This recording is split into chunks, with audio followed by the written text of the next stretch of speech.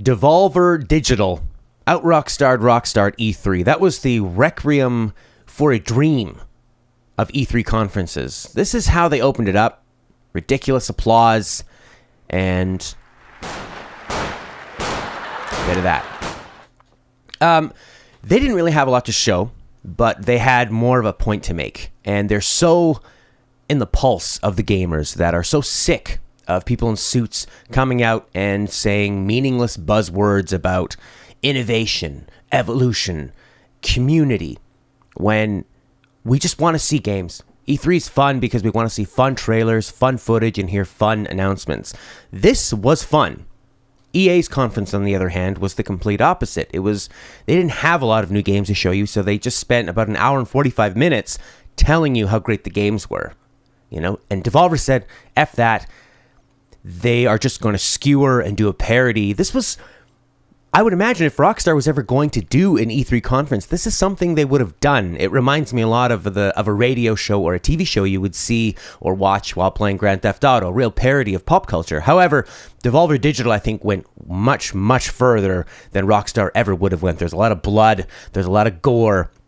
This was a lot more like Requiem for a Dream. This was a disturbing image of what a lot of this culture is. I mean, they made some really, really great points. One of the best ones was not just pre-ordering a game, or buying it in early access. It was the earliest access, where you can play a game and, no, sorry, not play it. That's the whole point. You can't play it. Where you can pay for a game that is just an idea. They were talking about comments creating the content, where anything you put into a stupid comment will become a part of the game.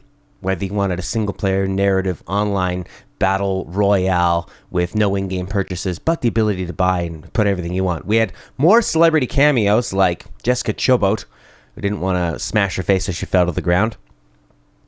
More celebrity cameos in this than actual games. And then every once in a while, they would just show a game. And this is what got your attention, because you were thinking, is this a joke too, or is it not? This actually looks pretty good. Top-down, violent action. This is Rainbow City.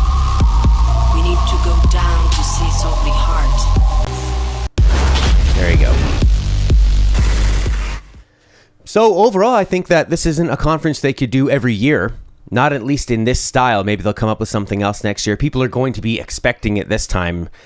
I think they nailed it. They nailed it best when they had the 4 female streamers in the beginning talking about it. Andrea Renee, Grimes, is that her name? No, Steimer.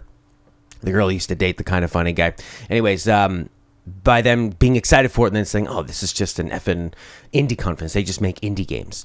And they won't be able to surprise people. They'll have to go a lot further next time or go for something else. I don't know how many times you can make fun of what E3 is, because it's the same thing every year since it's really become this big event.